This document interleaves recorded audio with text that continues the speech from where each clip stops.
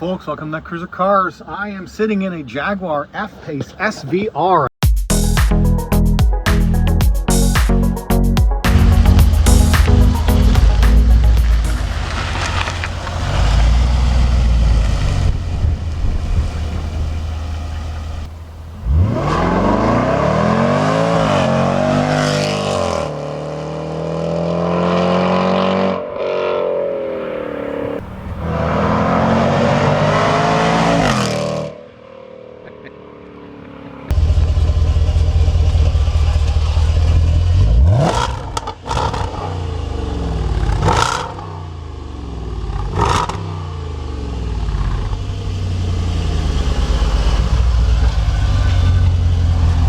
I just took it for a test drive and I've been wanting to look at this vehicle for quite some time.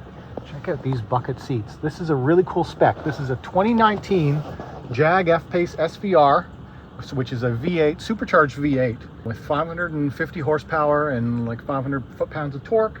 It's really awesome, really like it. Interior is even better than I expected. Sight lines are really good over the hood. I really like it.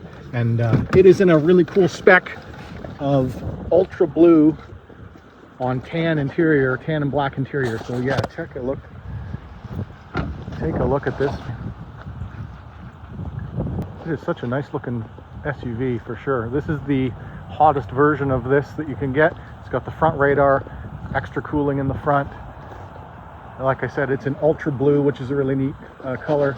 The wheels and tires are 22 inches Pilot Sport 4S's. They've been, these are aftermarket wheels. I don't know what happened to the stock ones. But overall, this thing's really nice. I just took it for a drive. I really like it. You get awesome, awesome exhaust.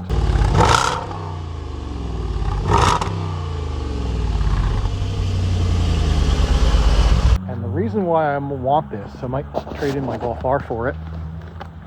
It can tow. So it's got a tow package.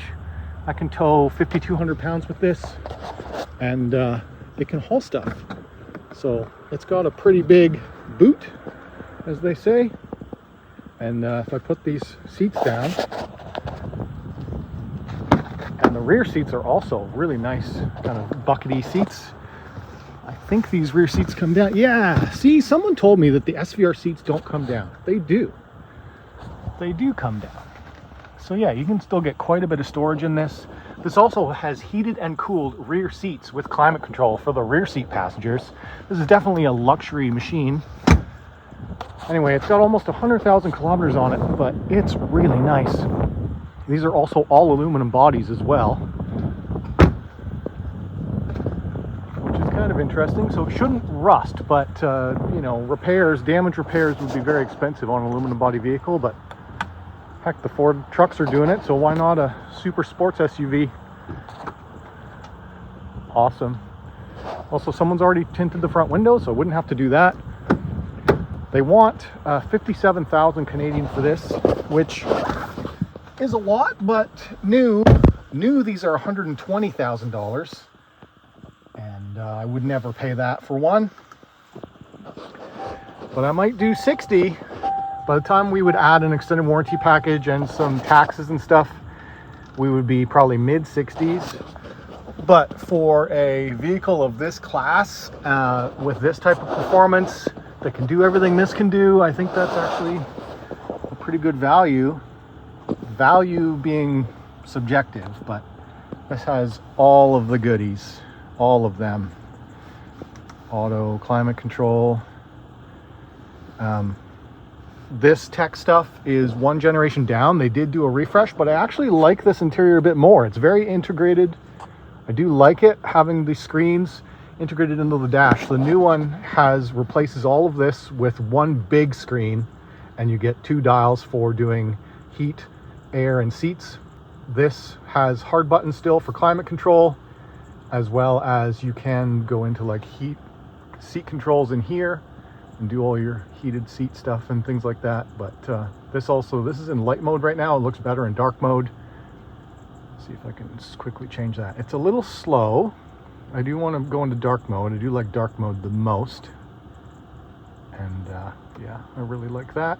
It's a little slow, but it's not terrible, and it gets faster after the vehicle is booted up for a bit. You might get things like iDrive not available, only available in dynamic mode. I need to go into dynamic mode here. That automatically opens up the valved exhaust, and then you get things like you can control. Dynamic is SVR sport mode, but you can have dynamic steering, dynamic engine, dynamic gear shift, and then go into a comfort suspension setup. So you can have soft suspension or hard suspension. That's probably how I would set it up, but for other people test driving it, I'll leave it all in super sport mode. Really neat. You've got a rear camera, which is a higher resolution than my Frontier, and a lot of, it's got basic connectivity. It's got rear parking sensors. It doesn't have 360 camera, but it has the rear camera, and it's got all your typical Apple CarPlay, Android Auto, that type of stuff. I think it connects through here. Storage is a little, a little tight, but it's not bad. It's got way more than a Macan. A Macan has terrible interior space. This micro SD card, two USB slots, which I assume is for the CarPlay. And I don't think that's a wireless charger, but it is just a phone spot. You've got your two cup holders here with a slide over cover, electronic emergency brake. This is, I don't actually know what that is. Hill descent control, maybe? This is valved exhaust. You have two little storage cubbies in here. There's a lot of storage in the doors. The doors have a lot, which I like. So it's got enough room for my big bottle storage. Memory seats are down here. Window controls are up top, which is a little weird, but they did change that in the refresh. But in this version, it is up top. I don't mind it. It's cool. It's kind of unique. And the dashboard is all leather with a really nice heads-up display. They can change the color and change a bunch of modes in the heads-up display. This dash has kind of changed in the refresh too, where they added Alcantara on this part, and then this has all kind of been reshaped. But I like this a lot.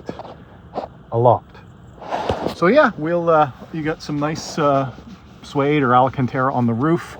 You also get a giant panoramic sunroof at the top, which does open. I was surprised. It doesn't just vent. This huge thing opens, which is cool.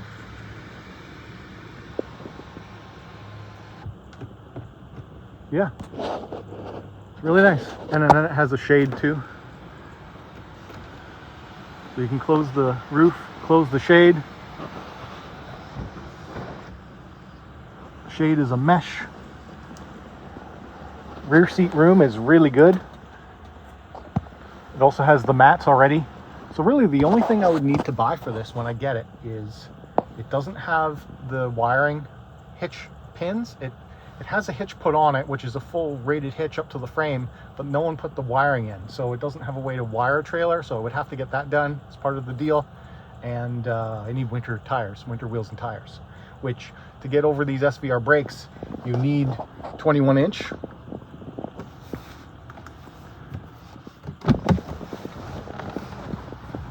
Also have ambient lighting here, which is pretty nice. The door sill lights up, ambient lighting, which I think you can control the colors of. The big brake package is kind of huge. These are on steel brakes. Pad life looks really good, front and rear. But yeah, minimum wheel size will be 21 inches. And it's got all this kind of aero too. So it's got all the aero underneath. It does have one scratch on it here. This has had 2 accidents in its history from 2020. It got hit in the rear and hit in the front, but kind of low value repairs. One was a 5,000 repair, one was a 9,000 repair. Since that was COVID year, it could have just been from sitting waiting for parts for so long. They would have had to pay for a rental for a long time. We've got a little scuff mark here, but wheels don't look too curbed. Tires are Pilot Sport 4S's in pretty good shape, and yeah. Got a little bit of R here that needs a bit of a refresh. Under the hood of the Jag F-Pace SVR. Not sure where the dipstick is. Anyway, this has got an Eaton supercharger on it. SAE 0W20 is the oil. That's the I believe that's the coolant. I don't see a dipstick for the oil. Oh, is this one of those silly vehicles where you can't actually check your own oil? You can only add oil? It might be. I don't see a dipstick for the transmission or for the oil.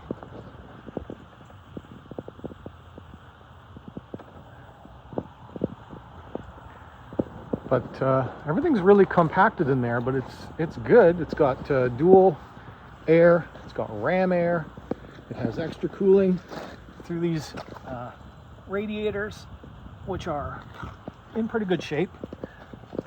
It has active grill, those radiators are in pretty good shape. It has active grill shutters, which I noticed are closed from startup, and then I would imagine they open and close. The rad itself looks pretty good, in pretty good shape. Again, this thing has 100,000 kilometers on it. I like it. I like it. I like it quite a bit. Roof line. Nice little spoiler here.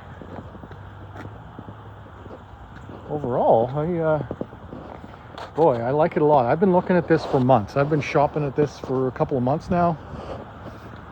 Quite like it.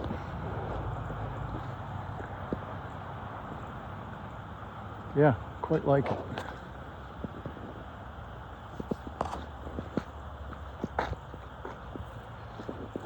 So yeah, we'll play around with a little bit more of the tech and make a decision here in a little bit. I got to run all my financials and see. They're assessing my trades right now. But this also has the carbon fiber package. So normally this is gloss black, which I don't really like the look of. This one has the carbon package, which is nice. All right, gonna sign off now and play with this a bit myself. Also, this is the original version of the F-Pace, which has actual physical buttons. The new ones are all hard plastic touch points, which I don't like. Indicator stock was really loud and nice. Everything's really traditional. Nice shift paddles. Shift paddles only work when you go into sport mode directly. Other than that, yeah, I really, really like this thing. I want it. We'll see if I can afford it.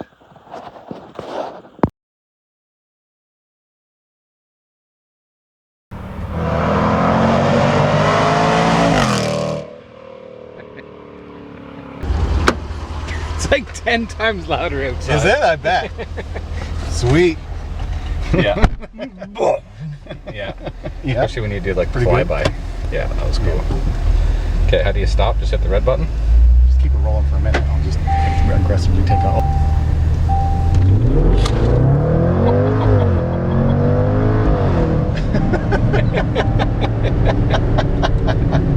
That's awesome.